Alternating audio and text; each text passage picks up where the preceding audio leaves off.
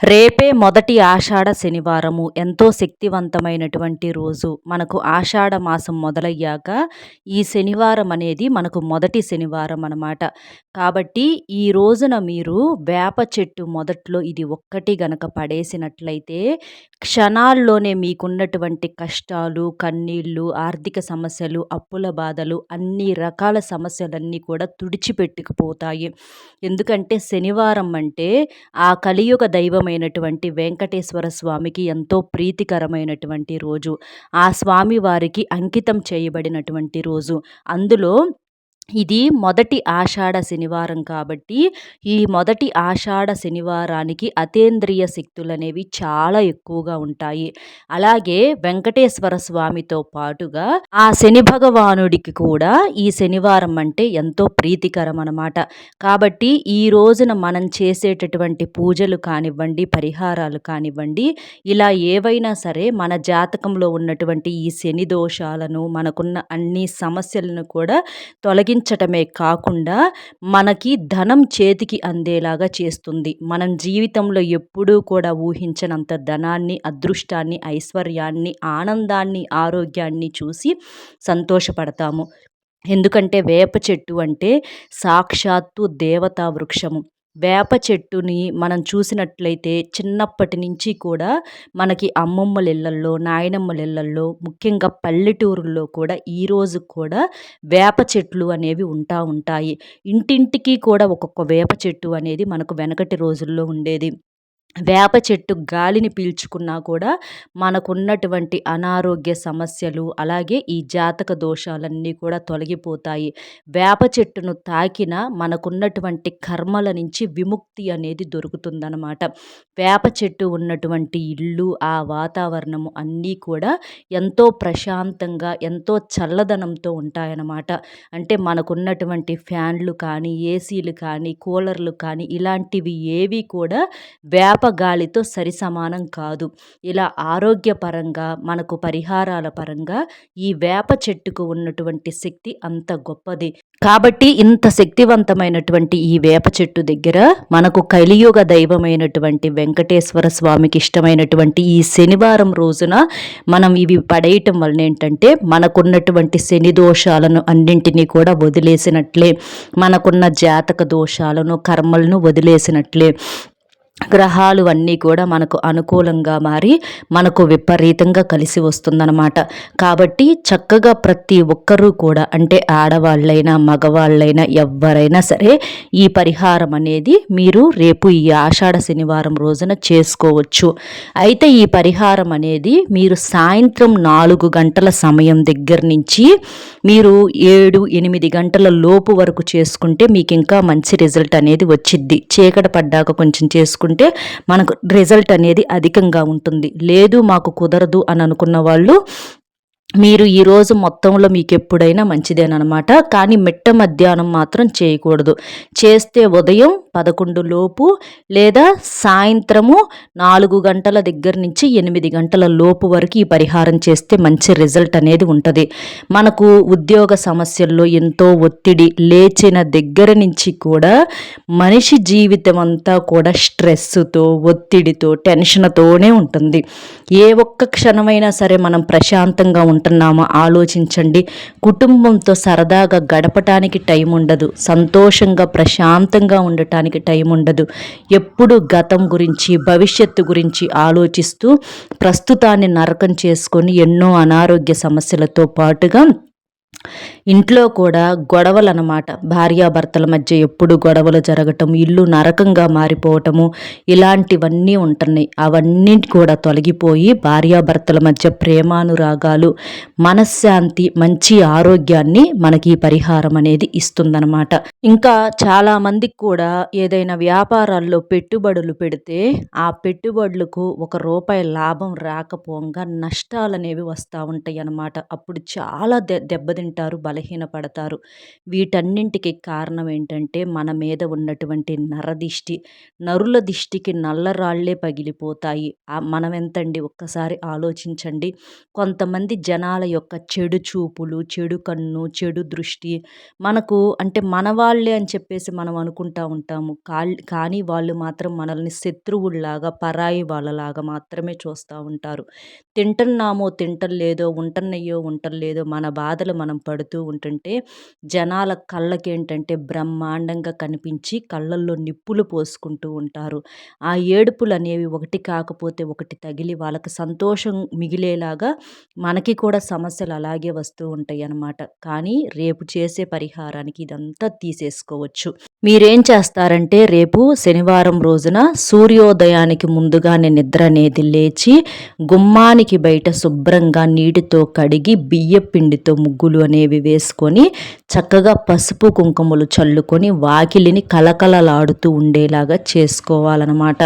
మనకు పెద్దవాళ్ళు అంటే వెనకటి రోజుల్లో అయితే చక్కగా వాకిళ్ళు పచ్చగా ఆవు పేడతో కల్యాపులు చల్లుకునేవాళ్ళు. అంటే ఆ పచ్చదనానికి ఏంటంటే లక్ష్మీదేవి అడుగు పెట్టాలన్నంత ఆకర్షితంగా ఉండేవన్నమాట. ఇప్పుడు అలాంటి అవకాశం మనకు లేదు కాబట్టి మనం ఉండేది అపార్ట్మెంటుల్లోనైనా, ఫ్లాటుల్లోనైనా లేకపోతే సిటీస్లోనైనా మన ఇంటి ముందల కొంచెం నీటితో కడిగి ముగ్గులు వేసుకోవాలన్నమాట. తరువాత ఇంటి లోపల కూడా శుభ్రంగా ఇల్లంతా తుడుచుకోవాలి. నీటిలో కాస్తంత రాళ్ళ ఉప్పు వేసేసి ఇల్లంతా కూడా శుభ్రంగా తుడుచుకోవటం వలన క్రిములన్నీ నశించటంతో పాటుగా ఇంట్లో ఉన్నటువంటి నెగిటివ్ ఎనర్జీ అంతా కూడా పూర్తిగా తుడిచిపెట్టుకుపోతుంది. ఇల్లంతా పవిత్రంగా మారుతుందన్నమాట. కాబట్టి చక్కగా ఇల్లంతా తుడుచుకోండి. ఇంట్లో కాస్త ఏదన్నా బూజులు కానీ అలాంటివి కూడా ఉంటే శుభ్రంగా క్లీన్ చేసుకోండి. గ్యాస్ పొయ్యిని కూడా ఎప్పుడూ కూడా శుభ్రంగా ఉంచుకోవాలి. వంటగది ఎప్పుడూ శుభ్రంగా ఉండాలి. ఉప్పు, పసుపు డబ్బాలు రెండూ కూడా ఎప్పుడూ ఒక చోట పెట్టకూడదు. అలా చేస్తే మీకు గొడవలు ఎక్కువగా జరుగుతూ ఉంటాయి భార్యాభర్తల మధ్య. అలాగే గుమ్మానికి బయట కొంతమంది ఎదురుగా చెప్పులు విప్పుతూ ఉంటారు. అలా ఎప్పుడు విప్పకూడదు, సైడ్స్కి ఉంచేయాలన్నమాట. అలా ఇల్లంతా శుద్ధి చేసుకున్న తర్వాత ఇంట్లో కాస్తంత పసుపు నీటిని చిలకరించండి. వంటగదిలో, బెడ్రూమ్లో, హాల్లో, ఇంటి వరండాలో ఇట్లా ప్రతి చోట కూడా పసుపు నీటిని చల్లుకోవటం వలన ఒక మంచి పాజిటివ్ వైబ్రేషన్ అనేది కలుగుతుంది. తర్వాత ఇంట్లో ధూపం వేసుకోండి. ధూపం వేయటం వలన ఆ ధూపం ఒక పొగ రూపంలో ఇంట్లో ఉన్నటువంటి దుష్ట శక్తులన్నీ కూడా బయటకు పారిపోతాయి. జ్యేష్ఠాదేవి బయటకు అడుగుపెట్టి లక్ష్మీదేవి ఇంటి లోపలికి అడుగు పెడుతుంది. తరువాత వెంకటేశ్వర స్వామి దగ్గర చక్కగా దీపారాధన అనేది చేసుకోండి. ఒక పండు లేకపోతే ఒక చిన్న బెల్లం ముక్కనైనా సరే నైవేద్యంగా పెట్టేసేసి పచ్చకర్పూరంతో హారతనిచ్చి పూజ చేసుకోండి. అలాగే తులసి కోట దగ్గర కూడా పూజ అనేది చేసుకోండి. తులసి కోట అంటే వెంకటేశ్వర స్వామికి చాలా ప్రీతికరం. అంటే తులసి ఆకులన్నా, తులసి మాల అన్నా ఇలా చాలా ఇష్టం అన్నమాట. మీరు పూజలో వెంకటేశ్వర స్వామికి దగ్గర తులసి దళాలైనా పెట్టొచ్చు, తులసి మాలనైనా సమర్పించవచ్చు. మీకు దగ్గరలో వెంకటేశ్వర స్వామి యొక్క ఆలయం ఉంటే అక్కడకు వెళ్ళి స్వామివారికి మీరు భక్తి శ్రద్ధలతో మీ యొక్క కోరికను చెప్పుకుంటూ మీరు తులసి మాలను స్వామివారికి సమర్పించవచ్చు. దానివల్ల మీకు బాగా కలిసి వస్తుందన్నమాట. కాబట్టి చక్కగా ఇట్లా మీకు కుదిరితే దేవాలయానికి వెళ్ళండి. ఇంట్లో మాత్రం తప్పనిసరిగా పూజ అనేది చేసుకోండి. మీకు బాగా కలిసి వస్తుంది. గోమాతలో మనకు ముక్కోటి దేవతలు కొలువై ఉంటారు కాబట్టి గోవును తాకి నమస్కారం చేసుకొని ప్రత్యేకించి రేపు గోవుకు ఆహారంగా ఒక తోటకూర కట్టను ఆవుకు తినిపించండి. తోటకూర ఏంటంటే శని దోషాలను తొలగించడానికి చాలా బాగా ఉపయోగపడుతుంది. కాబట్టి ఒక తోటకూర కట్టను అలాగే కాస్తంత బెల్లాన్ని చిదిమి బెల్లాన్ని తినిపించటం వలన మీ జాతకంలో శని దోషాలు పోయి ముక్కోటి దేవతల ఆశీర్వాదం కలుగుతుంది. అలాగే కాకి శని భగవానుడి యొక్క వాహనం కాబట్టి రేపు కాకి కనిపిస్తే ఓం శనీశ్వరాయ నమః అనే మంత్రాన్ని చెప్పి కాకికి ఒక ముద్ద అన్నం పెట్టండి. ఇలా చేయటం వలన మీ జాతకంలో పితృదోషాలు, శని దోషాలు కూడా తుడిచిపెట్టుకుపోతాయి. ఇంకా రేపు పొరపాటున కూడా తలకు నూనె అనేది రాయకూడదు. అంటే జుట్టు విరబోసుకోవటం, తలకు నూనె రాసుకోవటం ఇలాంటివి చేస్తే మీ యొక్క ఆయుష్ అనేది అనేది తగ్గిపోతుంది. కాబట్టి నూనె ఎట్టి పరిస్థితుల్లో కూడా తలకు రాసుకోకూడదు. తప్పనిసరిగా తలస్నానం అనేది చెయ్యాలి. వీటితో పాటుగా నల్ల నువ్వులు, మనకి వంటల్లో వాడుకునే నూనెలు ఇలాంటివి కూడా ఇంటికి రేపు శనివారం రోజున కొనుక్కొని తెచ్చుకోకూడదు. అలాగే ఇనుప వస్తువులు, పిన్నీసులు, సూదులు, దబ్బలాలు, కత్తెరలు, చాకులు ఇలాంటి ఇనుముకు సంబంధించినటువంటి వస్తువులు ఏవి కూడా రేపు మీరు ఇంటికి కొనుక్కొచ్చుకోకూడదు. అలాగే ఈ నల్ల ఆవాలు కానివ్వండి, నువ్వులు ఇలాంటివి కూడా కొనుక్కొచ్చుకోకూడదు. దరిద్రం అనేది పట్టి పీడిస్తుంది. అలాగే నలుపు రంగు వస్త్రాలు కూడా రేపు ఎట్టి పరిస్థితుల్లో ధరించకూడదు. నిందల పాలవుతారు, నష్టాల పాలవుతారు, అనారోగ్య సమస్యల పాలవుతారు. కాబట్టి జాగ్రత్త. ఇంకా రేపు తోటకూరను ఇంట్లో ఎట్టి పరిస్థితుల్లో వండకూడదు, తినకూడదు. రేపు ఈ ఆషాఢ శనివారం రోజున తోటకూర ఏంటంటే కొన్ని రకాలైనటువంటి శని దోషాలకు అంకితం చేయబడి ఉంటుంది. కాబట్టి రేపు శనివారం రోజున తోటకూరను వండొద్దు, తినొద్దు. అలాగే నాన్ వెజ్ అనేది కూడా అంటే చికెను, మటను, చేపలు, రొయ్యలు, పీతలు ఇలాంటివి ఏవి కూడా వండకూడదు, తినకూడదు. దీనితో పాటుగా కోడిగుడ్డు కూడా మనకు నాన్ వెజ్జే కాబట్టి రేపు కోడిగుడ్డును కూడా వండకుండా తినకుండా ఉంటే మంచిదనమాట. అంటే మనం ఇలాంటి జాగ్రత్తలన్నీ పాటించి మనం పూజలు కానీ పరిహారాలు కానీ చేసుకుంటే మనకు రిజల్ట్ అనేది చాలా ఫాస్ట్గా ఉంటుంది. చాలామంది ఇలాంటి జాగ్రత్తలు పాటించకుండా చేశామంటే చేశామని పేరుగు చేస్తారు. అలాంటి వాళ్ళకు రిజల్ట్ అనేది రాదనమాట. కాబట్టి జాగ్రత్త తప్పనిసరి. అలాగే రేపు తప్పనిసరిగా తలస్నానం అనేది చేయాలి. పిల్లలైనా, పెద్దవాళ్ళైనా, ఆడవారైనా, మగవారైనా ఎవరైనా సరే కుంకుడికాయలతో కానీ షాంపూతో కానీ చక్కగా తలస్నానం చేయండి. ఇంకా మీరు రేపు స్నానం చేసేటటువంటి నీటిలో ఒక గుప్పెడు వేపాకులు కానీ లేదా చిటికెడంత పసుపును కానీ వేసుకొని స్నానం అనేది చేయటం వలన మీ జాతకంలో ఉన్నటువంటి శని దోషాలు, కర్మలు అన్నీ కూడా కడుక్కొని పోతాయి అన్నమాట. దేహం వజ్రంలాగా మారుతుంది. అలా స్నానం చేసిన తరువాత వెంకటేశ్వర స్వామికి ఎంతో ఇష్టమైనటువంటి పసుపు రంగు వస్త్రాలు ధరిస్తే మీకు బాగా కలిసి వస్తుంది. ఇలా పసుపు రంగు వస్త్రాలు ధరించడం వలన మీ జాతకంలో గురుబలం అనేది పెరిగి మీకు అదృష్టం అనేది రెట్టింపు అవుతుందన్నమాట. అలాగే ఆడవారు పూజ చేసేటప్పుడు మెడలో నల్లపూసలు, కాళ్లకు మెట్టెలు, పసుపు రాసుకోవటము, చేతులకు మట్టి గాజులు వేసుకోవటము, నుదుటిన కుంకుమ బొట్టు పెట్టుకోవటము, తల్లో పువ్వులు పెట్టుకొని చక్కగా అలంకరణ చేసుకొని మీరు ఇంట్లో పూజ కనుక చేస్తే మీ యొక్క భర్తకు బాగా కలిసి వస్తుంది. మీ భర్త ఆయుష్ పెరుగుతుంది. మీ భార్యాభర్తలు, కుటుంబం, పిల్లా పాపలతో ఎప్పుడూ కూడా సంతోషంగా ఉంటారనమాట. కాబట్టి చక్కగా ఇలా చేయండి. ఇప్పుడు వేప చెట్టు దగ్గర మనం చేయాల్సినటువంటి పరిహారం ఏంటి, ఏం పడేయాలనేది ఇప్పుడు చూద్దాము. వేప చెట్టు అంటే సాక్షాత్తు దేవతా వృక్షం. కాబట్టి ఈ పరిహారము మీరు రోడ్డు బయట ఉన్న చెట్టు దగ్గర కానీ లేదా ఇంటి బయట ఉన్నటువంటి చెట్టు దగ్గర కానీ గుడి బయట ఉన్నటువంటి చెట్టు దగ్గర మాత్రమే చెయ్యాలి. ఇది ఆడవారైనా మగవారైనా ఎవరైనా చెయ్యొచ్చు అనమాట. గుడి లోపల, ఇంటి లోపల ఉన్న చెట్ల దగ్గర చెయ్యకూడదు. ఈ పరిహారానికి ముందుగా పసుపు కావాలి. పసుపు అంటే మంగళకరమైనది, శుభప్రదమైనది. ఈ పసుపు ఏంటంటే మనకు అదృష్టాన్ని, ఐశ్వర్యాన్ని, మంచి ఫలితాలను తెచ్చిపెడుతుందనమాట. తరువాత నల్ల ఆవాలు కూడా కావాలన్నమాట. ఈ నల్ల ఆవాలు ఏంటంటే నరదిష్టిని తొలగిస్తాయి. అలాగే మన జాతకంలో ఉన్నటువంటి శని దోషాలను కూడా పూర్తిగా తొలగిస్తాయి. ఈ ఆవాలు అనేవి చాలా చాలా పవర్ఫుల్. తరువాత పచ్చకర్పూరము. స్వామివారికి పచ్చకర్పూరం అంటే చాలా ప్రీతికరము.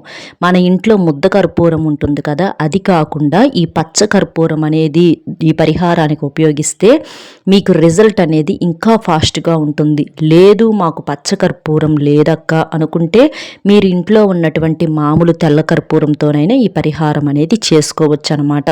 కాబట్టి ఇక్కడ కర్పూరాన్ని కూడా ఇక్కడ మనం పొడిలాగా ఉపయోగించాలన్నమాట. తరువాత రాళ్ళ ఉప్పు. ఇక్కడ మనం చూపించినంత పరిమాణంలో అంటే 1 స్పూను రాళ్ళ ఉప్పు అనేది ఈ పరిహారానికి కావాలన్నమాట. ఉప్పు ఏంటంటే చెడును తీసేస్తుంది, మనకు మంచిని తెచ్చిపెడుతుంది. లక్ష్మీదేవికి ఎంతో ఇష్టం ఉప్పు. కాబట్టి మనకున్న నరదిష్టిని, నరఘోషను తొలగించడానికి ఉప్పు చాలా బాగా ఉపయోగపడుతుంది. ఇప్పుడు మీరు వేప చెట్టు దగ్గరకు వెళ్ళాలి. ఇందాక చెప్పినట్లుగా సాయంత్రం సంధ్యా సమయంలో చేస్తే ఇంకా మీకు మంచి రిజల్ట్ ఉంటది. ఇప్పుడు మీరేం చేస్తారంటే వేప చెట్టు దగ్గరకు వెళ్ళేటప్పుడు ఒక గాజు గ్లాసులో కానీ లేదా ఒక రాగి చెంబులో కానీ పసుపు నీటిని కలుపుకోవాలి. అంటే ఒక స్పూను పసుపు వేసి చక్కగా నీటిని పోసేసి కలుపుకోవాలన్నమాట. ఇప్పుడు ఆ పసుపు నీటిలో ఒక స్పూను రాళ్ళ ఉప్పును, అలాగే ఒక స్పూను నల్ల ఆవాలను, మనకి ఈ పచ్చ కర్పూరాన్ని చక్కగా చేతిలో వేసేసి చిదిపి పొడిలాగా చేసి ఆ పచ్చ కర్పూరపు పొడిని ఈ పసుపు నీటిలో కలిపేసేయాలన్నమాట. అంటే ఈ పసుపు నీటిలో ఉప్పు, పచ్చ కర్పూరం పొడి, నల్ల ఆవాలను వేయాలన్నమాట. ఇలా వేసి చక్కగా కలిపేసేసి వేప చెట్టు ఎదురుగా నుంచొని మీ యొక్క కోరిక ఏదైతే ఉందో, మీ యొక్క కష్టం ఏదైతే ఉందో అది తీరాలి అని చెప్పేసి చక్కగా సంకల్పం చెప్పుకోండి. ఆ గ్లాసును పట్టుకొని నమస్కారం చేసుకొని మీ తల చుట్టూత కుడి నుంచి ఎడమకు 3 సార్లు, ఎడమ నుంచి కుడికి 3 సార్లు తిప్పేసేసుకొని ఆ నీటిని వేప చెట్టు మొదట్లో పోసేసేయండి. అలా పోసేసిన తర్వాత మాత్రం వెనక్కి తిరిగి చూడకుండా ఇంటికి వెళ్ళి శుభ్రంగా కాళ్ళు చేతులు కడుక్కోవాలన్నమాట. ఇలా చేయటం వల్ల ఏంటంటే మీరు ఇంటికి వెళ్ళేటప్పటికే మీకున్నటువంటి సమస్య మీద మనం చేసినటువంటి పరిహారం యొక్క ప్రభావం చూపించడం అనేది మొదలు పెడుతుందన్నమాట. అంటే మన మనసు కూడా ప్రశాంతంగా మారుతుంది. సమస్య పూర్తిగా తగ్గుముఖం పడుతుంది. మీరు ముఖ్యంగా ఏ కోరిక అయితే కోసం చేసుకున్నారో, అంటే అప్పుల బాధలు తీరాలనా, అనారోగ్య సమస్యలు తగ్గాలనా, మనశ్శాంతి కలగాలనా, ఇట్లా ఏదైతే ఉంటుందో ఆ కోరిక అనేది తప్పకుండా నెరవేరుతుంది. వెంకటేశ్వర స్వామి యొక్క అనుగ్రహంతో పాటుగా లక్ష్మీదేవి యొక్క ఆశీస్సులతో మీ యొక్క కోరిక అనేది ఖచ్చితంగా తీరుతుంది. మీ యొక్క కష్టం అనేది మంచులాగా కరిగిపోతుంది అన్నమాట. మీ జాతకంలో ఉన్నటువంటి ఏలినాటి శని, అర్ధాష్టమ శని, మృత్యుదోషాలు, వాహన గండాలు ఇవన్నీ తొలగిపోయి శని భగవానుడి యొక్క అనుగ్రహం కూడా మీ మీద కలుగుతుంది. ధనపరంగా కూడా మీకు బాగా కలిసి వస్తుందన్నమాట. కాబట్టి చాలా సింపుల్గా ఈ పరిహారం అనేది ఆడవారైనా మగవారైనా చేసుకోవచ్చు. రేపు సమయం అంతా కూడా మంచిదే. మనం ప్రత్యేకంగా చెప్పిన సమయాలు కూడా నేను ముందు చెప్పాను కదా, ఆ సమయాల్లో చేస్తే ఇంకా మంచిదనమాట. ఇట్లా చక్కగా ఈ పరిహారం అనేది చేసుకోండి. అర్థమైంది కదండి. వేప చెట్టు దగ్గర ఏం పడేయాలి ఏంటి ఇదంతా కూడా మన వీడియో మీకు నచ్చింది అనుకుంటున్నాను. నచ్చితే తప్పకుండా వీడియోకి ఒక లైక్ ఇచ్చి సపోర్ట్ చేయండి. ఎవరైతే వీడియోకి లైక్ చేస్తారో వాళ్ళు ఒక్క గంటలోనే శుభవార్త అనేది వింటారు. వాళ్ళకు ధనం కూడా చేతికి అందుతుందన్నమాట. ఎందుకంటే మీ యొక్క లైక్ అనేది మీలాగా నలుగురు మిత్రులకు చేరి వాళ్ళు ఉపయోగించుకునే అవకాశాన్ని కల్పిస్తారు. కాబట్టి ఆ వెంకటేశ్వర స్వామి యొక్క అనుగ్రహంతో ఒక్క గంటలోనే మీరు శుభవార్త వింటారు. చాలా సంతోషపడతారు. అలాగే మీకు తెలిసిన ఫ్రెండ్స్, బంధుమిత్రులు ఎవరైనా ఉంటే వారికి కూడా షేర్ చేస్తే హెల్ప్ అవుతుంది. లైక్ చేసినప్పుడు కామెంట్స్ దగ్గర హైప్ వస్తుంది. అక్కడ మీ యొక్క పాయింట్స్ యాడ్ చేసి కామెంట్ బాక్స్లో ఓం నమో వెంకటేశాయ అనే కామెంట్ చేయటం వలన మీకు అంతా శుభం కలుగుతుంది. అలాగే మొట్టమొదటిసారి మన ఛానల్ చూస్తుంటే సబ్స్క్రైబ్ చేసుకొని పక్కనే ఉన్న ఆల్ అనే బెల్ని క్లిక్ చేస్తేనే నేను పెట్టే ప్రతి వీడియో కూడా ముందుగా మీకు నోటిఫికేషన్ రూపంలో చేరుతుంది. కాబట్టి ఒక్క లైక్ ఇచ్చి సపోర్ట్ చేస్తారని చెప్పి మనస్ఫూర్తిగా కోరుకుంటూ మరో మంచి విశేషంతో మళ్ళీ కలుద్దామండి. నమస్కారం.